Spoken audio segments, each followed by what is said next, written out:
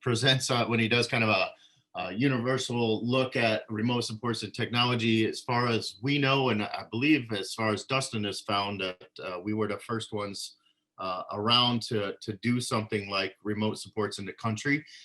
Started off very slow, just a kind of a pilot project. The three of us were hired really for our background on working and our experience with people with disabilities, not our tech background. So um, we did. We certainly take that approach, that person-centered approach that now has been kind of termed around the country, in using technology. We've been doing that from the jump. So we look at kind of four components as far as supporting somebody with remote supports. The first component is the technology within their house. So and we have a vast variety of different sensors we use, from door sensors, motion sensors. We have a lot of people who use a bed sensor. That's a really cool item that we can program to alert us as somebody gets out of bed, or we can actually program it so it gives us that person an allowed amount of time before we even know that they're up. So if their normal routine is to get up and go to the bathroom and they get back to bed, and that's no big deal. We don't even know that they've done that. But if somebody was out of bed for, X amount of time, it would send us an alert, and, that kind of thing. So the technology within the house is kind of that first component. And that really, really does vary depending on the person. We've taken a lot of time throughout the years to get to know the people and figure out what their needs are with technology. So kind of the second component that we have is our remote monitoring station, our remote support station. And we have live staff here, kind of like us. We do our best to hire people with a vast amount of experience in the field. We don't have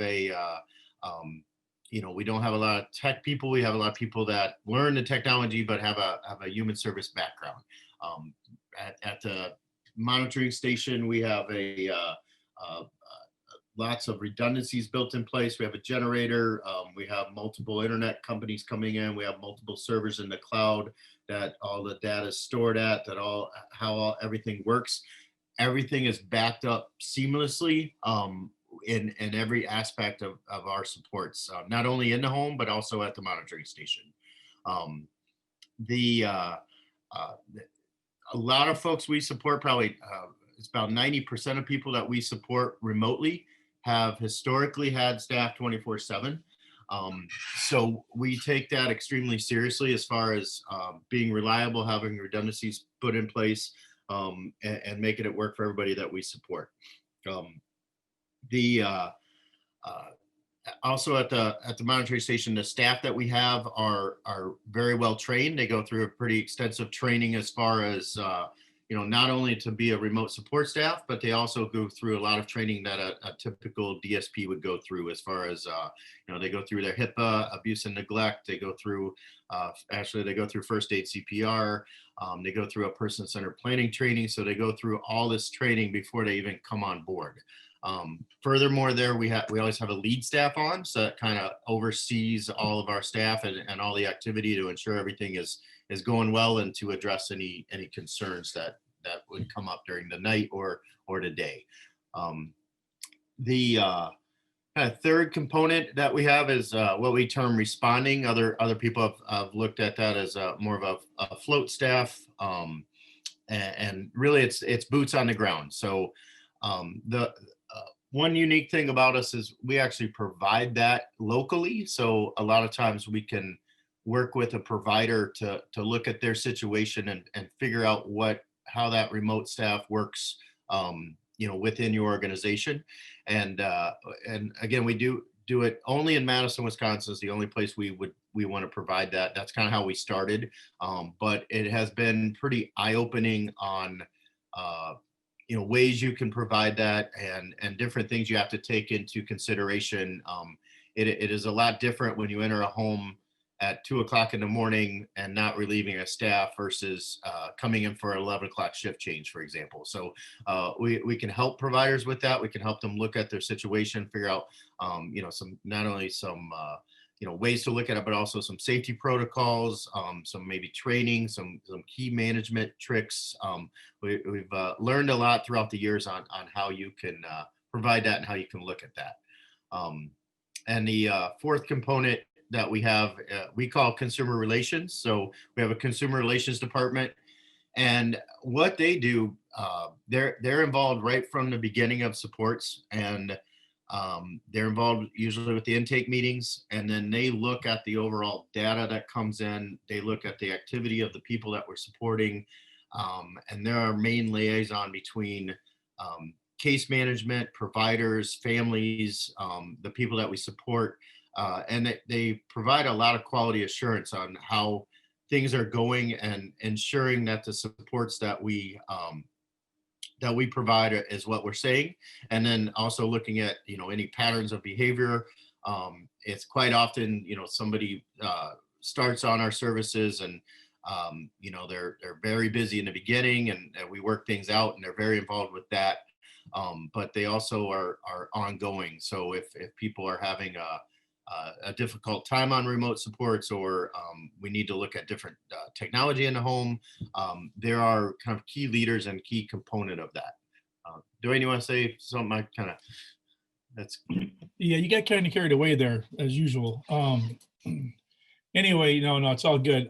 Chris is right. So that's kind of the nuts and bolts about what we do. And just to reiterate what that consumer relations team does, I mean, it really is the glue that holds our program together. I mean, there's a lot of technology components out there and companies and things like that, but we really wanted to be nestled in and have this hands-on human interface, and that's our liaison between the technology world that we use and the people we support. So we call it award-winning and world-class. It really is. The people that work in that department are very, very positive. I mean, I've never met a group of people that really love coming to work like that team. So it's some good energy. It's a good thing we have. Chris, are we going to get on to some new things here, because we're going to run out of time and not talk about the new stuff? Yeah. So I just I want to just bring up one point before that. Kind of when we started in our mission is for people to be more independent. So throughout the years, certainly cost savings and staff shortages have been addressed with use of remote supports across the country. It does absolutely help with that. But as we go into new areas, we want to ensure that people are doing it for the right reasons. You will have those other those benefits from using remote supports, as far as not having to staff for maybe a 1 or 2 FTEs per home. It depends on the person, but and you will almost always save some money. But when we started it, it was more of a contracted service, and we didn't have to get into any budgets or any money saving discussions, and still that should be the forefront of why everybody kind of moves forward with this, is to give people the independence that they deserve and they want. As we've kind of gone into this COVID pandemic in March, we started getting a lot of requests for daytime supports, because a lot of folks don't have work to go to. They don't, their vocational programs have been shut down. And so we got a lot of requests to provide that support 24 hours. Historically, we've seen the need primarily at night, hence our name. And for years, we provided services just for pretty much the overnight hours. Our strategic plan was always to go to 24/7, but honestly, the COVID situation made us accelerate that. And so as of October 1st, we started providing supports with our live staff around the clock. So we didn't really start advertising that, and appreciate Dustin letting us get on here. But we wanted to make sure all the glitches were worked out, and we kind of ran with supporting nobody actually, just to make sure things were working okay for a week before October 1st. And so far, so good. A couple agencies have started using that. They have people that are home and they don't have the staff, and they're able to add on those hours of service. Um, so that's one of the biggest new things that we're offering is a 24/7. Dwayne, you want to talk about some other ones?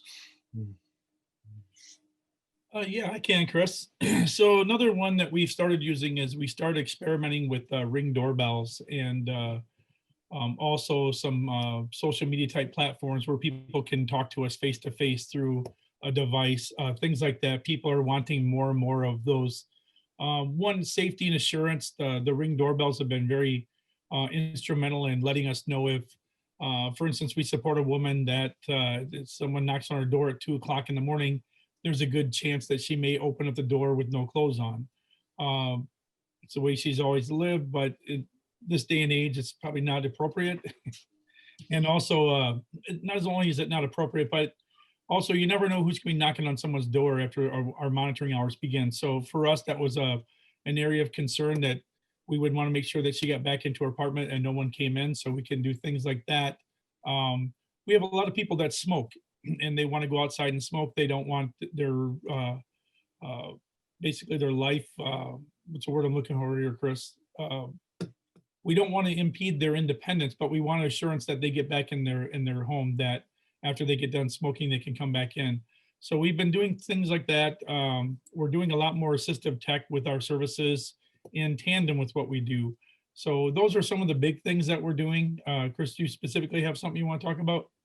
Um, yeah, another very common request has been a medication dispenser.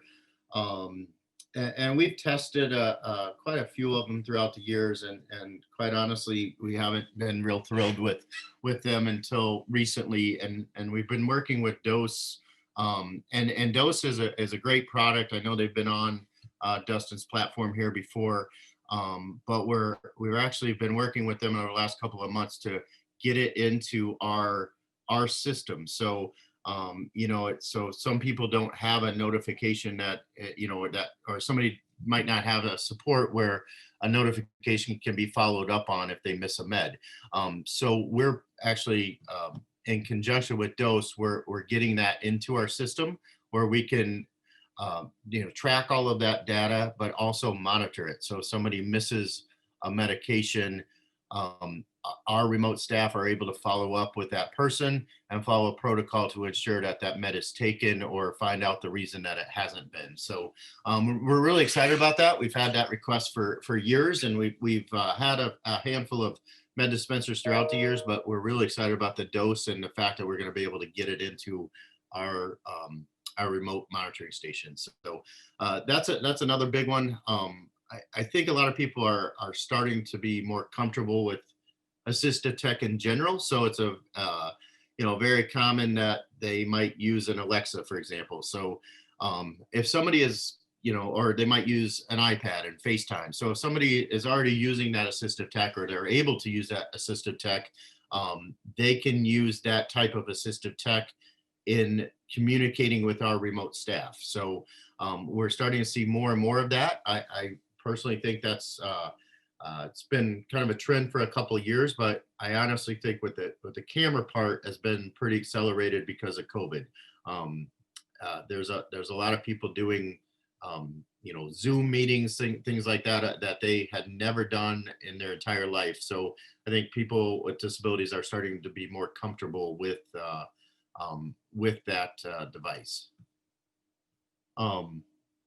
So the the other thing that we haven't rolled out yet, but we're exploring is more internal cameras, and we're doing some testing on those. For us, that's been a very hard one for privacy, as far as knowing when to use it. Is it okay to use it because the guardian wants to, but the person might not understand it. We've had a lot of requests for situations that we wouldn't feel comfortable within the home, going on a video and watching somebody if they're not aware of it. So we're developing some policies around those, and doing some testing with those within our system. We don't currently have that available, but that will be down the road. That's another big one. We certainly have had cases where we feel like it's a very acceptable and reasonable approach to support somebody with cameras internally outside of like an iPad, but we've had a lot of other ones that we feel it's not a very appropriate situation. Yeah, I'll read that out because I'm thinking you just responded to the panelists. So we had a question come in about the communication device.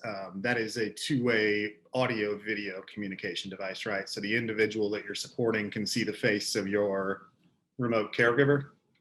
Yeah. So Dustin, most of them within our system are just two-way audio. But like I was saying, if somebody is more comfortable, or if they'd rather have an iPad or a tablet to communicate with us, that's certainly available now. It's one of our newer features. We were 100% against the video for a long, long time, as you know, and when the person initiates it, so that would be something that we can implement through like a FaceTime or something like that, if that's their choice. Gotcha. Yeah. So for those of you that are on, I was friendly competitors in a previous role. I actually ran a remote support company for a little while, and was friendly competitors with these guys. So do have a lot of respect for their approach, because as they were mentioning, it is a very person-centered approach, and they do keep the needs of the individuals first and foremost, which is the most appropriate approach to tech. We had another question come in here, guys, from, are you providing services in Ohio at this time? And I'm assuming you're providing services anywhere in the US. Yeah, so we're approved in Ohio. We don't have much for services as far as current supports in Ohio, but we are approved in Ohio. Have had a couple of assessments recently, but don't have a lot of references that are Ohio specific. We have plenty in other states, though. But we are approved in Ohio. So if somebody wants to use our services, we can get going anytime. Yep. Other states, as Dustin, as you are well aware, we kind of follow where it's allowed. So some other states are just now starting to implement it. Some are still haven't even done it. Some, like Ohio, are very far advanced down the road. So we kind of go where people where it's approved, where you can get the funding, and where people want us. We haven't been to Hawaii yet, so if anybody's out there after COVID's out, we want to get there. Tech Fest Hawaii coming in 2021, right? Sure. So how many states are funding remote supports right now? Is it 20? Is that the number that's accurate in the US right now? Yeah, in some sort of way. Yeah, that's about right. We're in 10, and then we are looking to get in 4 more this next year. So great. For those of you that are on, now's your chance to get questions in, and I want to make sure that I'm summarizing your updates. So you guys have gone from just providing services during the overnight hours to now providing services 24 hours a day, which is great. You've added in the Ring video doorbell so that you can do visual oversight of visitors, as well as activities like smoking on a back porch, etc. That you can do two-way audio video communication through FaceTime, etc., whatever that individual is using, and that you've also incorporated a dose automated medication dispenser. And for those of you that are on, we did have dose on and do have a recorded tech huddle of dose. It is a great device. And then you're in the future here coming soon, you're looking at exploring the use of cameras inside the home when needed in areas that are approved by the individuals, right? Yeah, that's correct, Dustin. And we are working on some policies behind that as well. And I think you have all people probably know, I mean, if you come in this as a tech approach, you might not feel it's wrong to put a camera in a bathroom to make sure nobody's fallen, or in somebody's bedroom, if they don't understand that. But we want to make sure, like I said, it is kind of still that person centered, and that person is aware. We don't ever want to watch somebody when they have no idea they're being watched. Right. So yeah, the consent is an important aspect up front, and ensuring that those cameras aren't put in private areas is key. And a lot of states are regulating that right now. So Yeah. yeah. Correct. I think, costs kind of vary, with the services. We didn't even talk about this. We've been able to provide, just more of a text alert plan, that kind of stuff.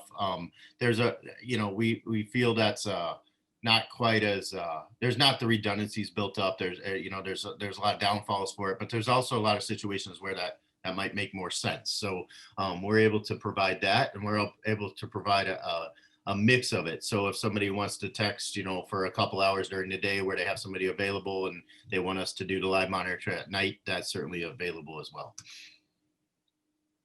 Great. And I had a question and it just left my mind. It'll come back to me, I'm sure. Anybody else out there have questions for Chris or Dwayne? You can go ahead and throw them in the chat. Let me check the Q&A, make sure we don't have anything in there. Nope, good. Guys, it sounds like you've been busy making lots of additions to tech available, and also expanding monitoring hours. So it sounds like you're able to address a lot more need based on the improvements that you've made. So good job. And I do talk, you guys are baked into one of the presentations that I do frequently around the country about the history of remote supports, and they are, as I said in the chat, kind of the OGs. It was really fun working with you guys to kind of build this service across the US. So yeah. Any other questions from the audience or comments from you guys? Well, just thank you for your time. Yeah. Thank you, Dustin. Yeah, I will say too, if you're new to us or new to us, it's very usually we provide about an hour, so we didn't get too in depth on kind of the nuts and bolts of how we do things. But certainly check our website out. There's some videos. Contact us. We also refer people if we can't do something tech wise, and we know one of our competitors might offer a product that we don't have, or more of that assistive tech type. We try to point everybody in the right direction. So if you have folks you're looking at, or if you're a provider that is looking at things, certainly let us know, and hopefully we can provide the right answer for you. And your website is NOSSLLC.com, correct? Yeah, correct. Oh, I think I just put that to panelists, but You did. I got you. There you okay. go. Thank Yep. you, Dustin. So if you have questions for Chris or Dwayne, their website's now in the chat, but it is NOSS for Night Owl Support Systems, LLC.com. So NOSSLLC.com. All right. Thank you, Dustin. All right. Hey, Thanks, thank you guys everybody. for jumping on. Thank you to all of our attendees. Do check the Disability Cocoon website. We've got several more tech huddles coming up here through the rest of the year. Probably going to take a little break around the holidays. So thank you all for joining us, and hope to see you on a future tech huddle. Chris, Dwayne, thanks guys. Good seeing you again. Thanks, Dustin. Have a good Take day. care.